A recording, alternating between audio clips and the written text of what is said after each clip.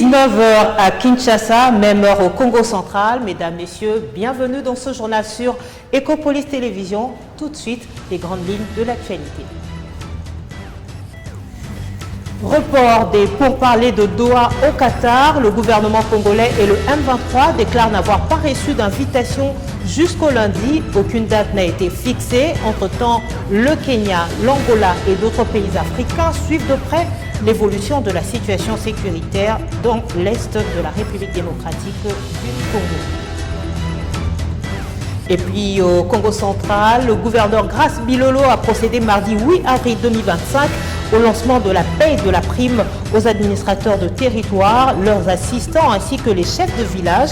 La cérémonie a eu lieu à Ntsanda, dans le territoire de Sekebanza.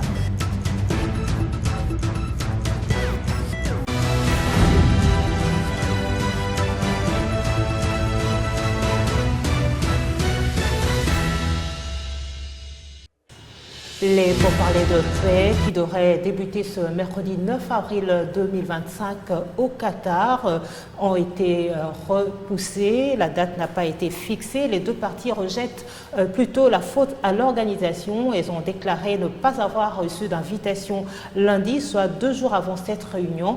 Le gouvernement congolais comme le M23. Entre-temps, 2 démarches sont enregistrées. En plus du Qatar, le Kenya, l'Angola et d'autres pays africains restent attachés au principe de solutions africaines aux problèmes africains. Dernièrement, l'Union africaine avait proposé Faure Gnassingbé comme médiateur potentiel pour le conflit entre la RDC et le Rwanda. Suivez. Le M23, qui a revendiqué les négociations directes avec Kinshasa, a enfin accepté d'y participer. Côté congolais, quelques préalables sont présentés avant toute discussion avec les fauteurs de troubles. Kinshasa exige notamment le cessez-le-feu immédiat et sans condition. Le gouvernement congolais refuse toute intégration, mixage et brassage des éléments des groupes rebelles ou terroristes dans l'armée. Le camp de Kinshasa exige aussi que les rebelles quittent les zones illégalement occupées, que le M23 accepte le programme de désarmement et démobilisation, relèvement communautaire et stabilisation PDDRCS. Il fait savoir aussi qu'aucune entité ne sera administrée par les rebelles ou terroristes. Cette position de Kinshasa est celle soutenue par la résolution 2773 du Conseil de sécurité des Nations Unies qui porte désormais la co-signature de l'administration Trump depuis le 7 avril 2025. Dans ce contexte, la médiation qatari est appelée à faire preuve de persuasion pour surmonter les tensions entre les deux camps. D'après certaines sources d'information, dont Radio France Internationale, les responsables rwandais ont également été conviés, une fois de plus à Doha. Entre-temps, 2 démarches sont enregistrées. En plus du Qatar, l'Union africaine ne lâche pas l'affaire. Le Kenya, l'Angola et d'autres pays africains restent attachés au principe de solutions africaines aux problèmes africains. Les prochains jours s'annoncent donc décisifs pour des millions de Congolais qui ne jurent que sur le retour de la paix dans la partie est de la République démocratique du Congo. Dans l'actualité également, les travaux de consultation politique ouverts le 24 mars dernier à Kinshasa ont été clôturés mardi 8 avril à Kinshasa, dirigés par le professeur Désiré Cachemire et Bérande Kolongele, conseiller principal du chef de l'État. Les principales figures de l'opposition n'ont pas répondu massivement à cette invitation, à l'exception de l'ancien Premier ministre Adolphe Muzito et des jeunes du FCC conduits par Jeannot Lompepe. Ces travaux ont également connu la participation active des 2 franges du parti lumumbiste Palou. Et puis cette visite de réconfort, le vice-premier ministre en charge de la défense nationale, Guy Dianvita, séjourne à Uvira, dans la province du Sud Kivu. Le but de cette visite est de booster le moral des militaires FARDC au front contre les terroristes du M23. Le mardi 8 avril, il a échangé avec les couches sociopolitiques ainsi que des officiers militaires qui n'ont pas hésité à lui faire part de quelques préoccupations auxquelles il a réservé des réponses sans embâche. Sur place à Uvira, dans le sud Kivu, lundi 7 avril dernier, les patrons de la défense nationale, Gukabo Momadianvita, s'est dirigé tour à tour au rond-point Convivira, où il s'est adressé personnellement à la population de ces coins du pays au nom du commandant suprême des FARDC Félix Antoine Tshisekedi ainsi que de la première ministre Judith Suminwa Tuluka, transmettant un mot d'encouragement à cette population pour leur marque des soutiens aux forces armées de la République se trouvant sur le champ de bataille. Devant la population réunie au rond-point Convivira, le vice-premier ministre en charge de la défense nationale a, au nom du gouvernement, exprimé sans embâche sa solidarité aux victimes de la barbarie, mais également encouragé les vaillants Wazalendo qui se battent bec et ongle pour les rétablissements total de la paix dans la partie est du pays. En ces termes, j'ai saisi cette occasion pour exprimer, au nom du gouvernement, notre solidarité à toutes les victimes de cette barbarie dans notre pays et nos encouragements à nos forces armées de la République ainsi qu'à nos compatriotes Wazalendo qui défendent coûte que coûte l'intégrité territoriale de la RDC. Le numéro 1 de la défense nationale a évoqué en outre les mesures mises en place par le gouvernement central pour lutter efficacement contre l'extrémisme des terroristes AFC M23 soutenus par leur parrain le Rwanda qui demeure préoccupante. Les VPM de la Défense s'est également dirigé à l'état-major du secteur opérationnel Sokola 2 Sud Kivu pour recueillir ici les doléances et suggestions en vue de la bonne conduite des opérations en cours. À cet ordre d'idée, un nouveau commandant de la 33e région militaire a été nommé pour l'encadrement de troupes sur terrain ainsi que le retour du commandant secteur opérationnel Sokola 2 Sud Kivu pour la bonne coordination des opérations. L'on note que Gukabo Momadianvita, patron de la défense nationale, s'est par la suite dirigé à la mairie d'Uvira où il a échangé avec toutes les forces vives de la société civile. Justice à présent, 3 ressortissants américains condamnés à mort dernièrement dans l'affaire de coup d'État manqué du 19 mai 2024 en République démocratique du Congo ont été sortis de prison, de la prison militaire de Ndolo mardi 8 avril 2025 et évacués par la suite vers les États-Unis. Marcel Malanga Malou et ses 2 co-détenus ont été escortés jusqu'à l'aéroport international de Njili où ils ont été embarqués à bord d'un vol spécial à destination des États-Unis. À la suite d'une grâce présidentielle récente, les peines de mort de Marcel Malanga Malou, Taylor Krista Thompson et Zalman Polmon Benjamin Reben ont été commuées en peine de prison à perpétuité, peine qui devront purger aux États-Unis d'Amérique. Inondation à Kinshasa, on en parle. Le ministre de la Communication, Médias et porte-parole du gouvernement, Patrick Muyaya, a, au cours d'un briefing du mardi 9 avril 2025, répondu aux préoccupations des professionnels des médias sur la situation humanitaire consécutive aux inondations survenues à Kinshasa dans la nuit du vendredi 4 au samedi 5 avril dernier, dressant un bilan macabre de pertes en vie humaine ainsi que des dégâts matériels. C'est un briefing presse d'une gravité particulière qui s'est tenu ce lundi 7 avril 2025 au studio Mama Ngebi de la RTNC devant une presse attentive. Le ministre de la Communication et des Médias Patrick Muyaya Katembwi, accompagné de ses collègues Teddy Luamba des Ressources hydrauliques, Roger Kamba de la Santé publique et Alexis Guissaro des Infrastructures et Travaux publics, a dressé un tableau sombre du drame qui a frappé Kinshasa le week-end dernier, avec 30 morts, 20 blessés, des familles déplacées, des infrastructures endommagées et une interruption des services essentiels, et Kinshasa découvre une nouvelle fois sa fragilité face aux catastrophes. Roger Kamba a détaillé les efforts déployés et postes de secours installés à l'Institut Lumumba, au stade Tata Raphaël et au stade de Martyr. Une intervention rapide des secouristes saluée par tous. Le ministre de ZTPR, Alexis Guissaro, a évoqué les dégâts majeurs sur la route nationale numéro 1 et d'autres zones critiques comme Djili, Makelele et Gombe, soulignant la nécessité d'évacuer ces zones à risque, mais il a aussi pointé du doigt un problème plus profond, celui d'un modèle d'urbanisation qu'il faudrait penser entièrement. Le ministre Teddy Luamba a quant à lui abordé la question des lots, à la fois destructrices est absente. L'arrêt de la station de traitement d'Ndjili a privé 14 communes de leur approvisionnement quotidien. Des camions-citernes ont été mobilisés en urgence pour pallier ces manques, avant qu'un retour à la normale espéré sous 3 à 4 jours, selon la météo. Les porte-parole du gouvernement Patrick Mouyala a lancé un appel à la solidarité nationale, mettant en avant l'exemple de la fondation Denis Nyakiro Tshisekedi, déjà mobilisée pour soutenir les sinistrés. Il a rappelé l'urgence d'une mobilisation collective pour surmonter cette crise. Dans le même registre, la ministre des Affaires sociales, Action humanitaire et solidarité nationale, Nathalie Aziza Mounana, a réuni mardi 8 avril en urgence dans son cabinet de travail les agences des Nations Unies et les ONG œuvrant dans l'humanitaire avec comme objet de la rencontre quantifier les besoins pour les sinistrés des récentes inondations enregistrées à Kinshasa.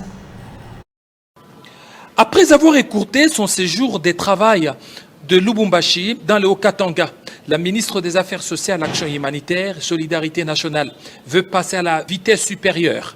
Comment organiser une riposte humanitaire urgente après les inondations du 4 au 5 avril. Nathalie Aziza Mounana a d'abord réuni les humanitaires et experts de son ministère pour identifier et évaluer la situation. Ensuite, tous les humanitaires œuvrant dans ces secteurs. Au cours de la réunion, la ministre Nathalie Aziza Mounana est passée à une évaluation rapide des besoins avec toute son équipe. Il ressort, en termes de bilan, 49 décès et 46 blessés. La riposte s'organise autour des sites installés à l'Institut Lumumba, dans la commune de Limete, où 146 ménages sont identifiés.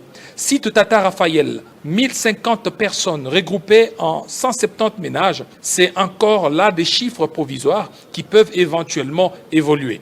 Sur la liste des réponses rapides, il a été relevé de l'assistance d'urgence par la distribution des vivres et non-vivres, installation des abris temporaires, en partenariat avec le ministère de la Santé, déployer des cliniques mobiles pour prévenir les maladies hydriques, fournir des soins médicaux aux blessés. Les communes les plus touchées par les inondations sont Massina, Limete, quartier Ndanou et Salongo et la commune de Mongafula, quartier Sebo. Pour la ministre des Affaires sociales, Action humanitaire, Solidarité nationale, Nathalie Aziza Mounana, une riposte efficace repose sur une évaluation rapide, une coordination solide, une réponse immédiate aux besoins des bases et une vision à long terme pour réduire la vulnérabilité de Kinshasa aux inondations récurrentes. Conséquence de la pluie diluvienne qui s'est abattue sur Kinshasa récemment. Depuis 4 jours, les Kinois parcourent des kilomètres à la recherche de l'eau potable pour la population. La Régie des eaux traîne les pas alors que la dite situation ne fait qu'alourdir la souffrance. Suivez cette réflexion vous proposée par la rédaction d'Ecopolis Télévision. Bassin sur la tête, bidon en main, bidon sur la bicyclette, attroupement sur le forage d'eau, tel est le calvaire des Kinois ces derniers jours. Consécutivement à la pluie diluvienne survenue la nuit du vendredi 4 avril dernier, plus de dessertes en eau potable pour les 15 millions d'habitants de la capitale. Un malheur de plus après les inondations. Il faut parcourir des distances, bravant quelquefois le danger, risque, mais également le coût pour chaque récipient. Parmi les communes les plus touchées par cette pénurie d'eau se comptent celles de Limete, Kalamou, Lemba, Mongafula, Massina et Ndjili. La population ne sait à quel sein se vouer pour soulager cette souffrance résultant des récentes inondations qui ont causé des pertes en vie humaine et des dégâts matériels. Du côté des autorités, le gouverneur de la ville de Kinshasa, Daniel Bumba, a rassuré ses administrés 2 jours après les inondations de la reprise de la desserte en eau. Le quartier est belé, la commune est belée, ils allaient sous cause des servités.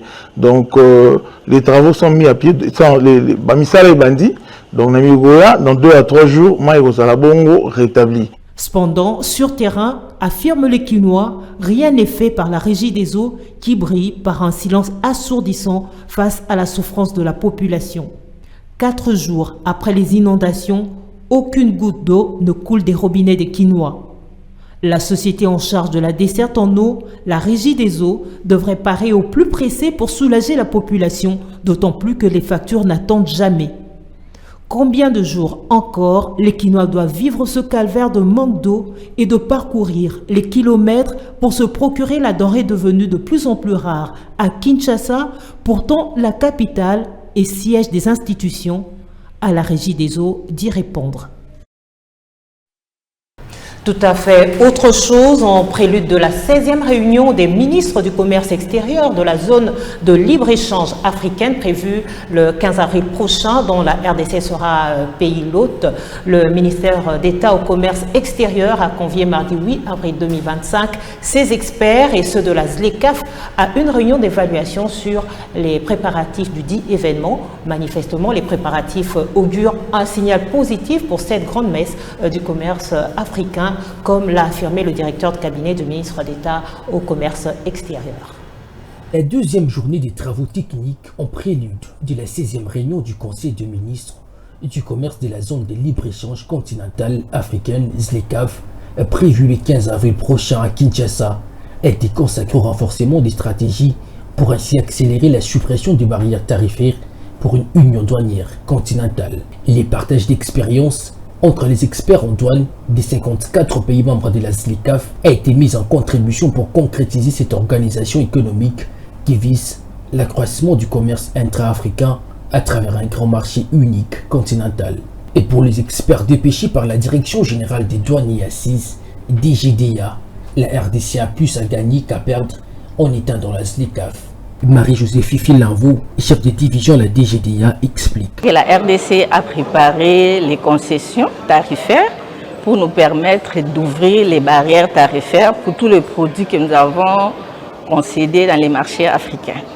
Nous avons déjà préparé nos concessions que nous avons déjà soumises à la ZLECAf qui les a déjà validées. Il nous reste plus à les mettre en œuvre, c'est-à-dire envoyer les concessions, les intégrer dans les tarifs douaniers. Côté point focaux, la mise en œuvre de la ZLECAf, les assises de Kinshasa vont marquer un tournant décisif dans la consolidation des stratégies et pour accélérer l'effectivité de la zone de libre-échange continentale africaine ZLECAf qui offre plusieurs opportunités pour les pays membres, a fait attendre Kaletea, expert ZLECAf, et pour la République centrafricaine. La particularité, c'est de voir quelles sont les stratégies à mettre en place pour que chaque point focal ou bien les comités nationaux puissent être forts pour mettre en œuvre les différentes stratégies de la mise en œuvre des recommandations de la ZLECAf. Signalons que ces travaux techniques vont se poursuivre toute cette semaine dans la capitale congolaise.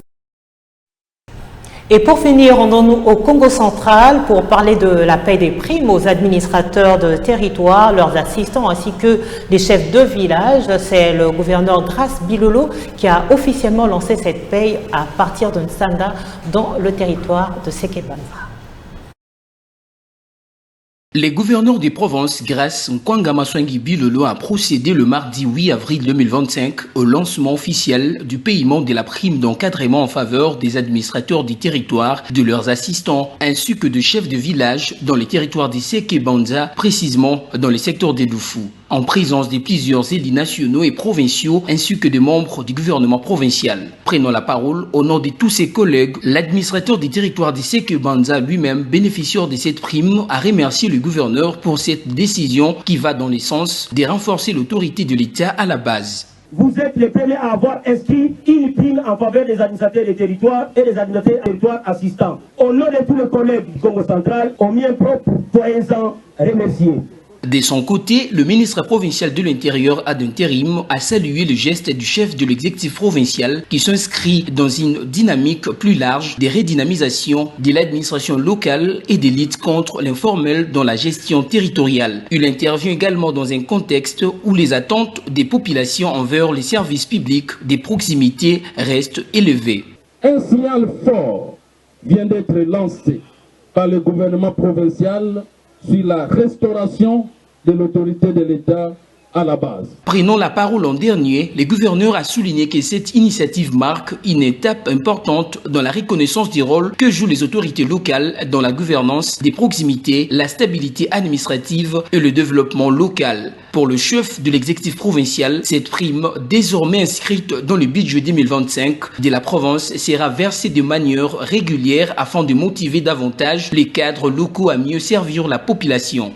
Je tiens à rendre hommage à son Excellence, Monsieur le Président de la République, chef de l'État, Félix Antoine Tshisekedi Tshilombo, pour sa vision sur l'autorité de l'État.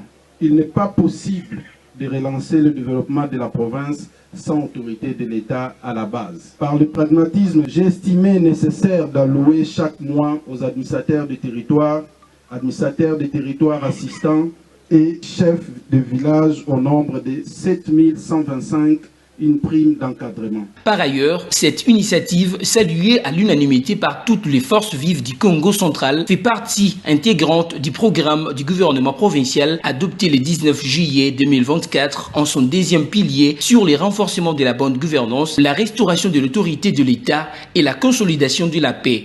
Il faut noter que la cérémonie s'est clôturée par la remise à titre symbolique de la prime d'encadrement à l'administrateur du territoire de Sekebanza et ses deux assistants ainsi qu'au chef de village présents dans une ambiance empreinte de satisfaction et d'espoir.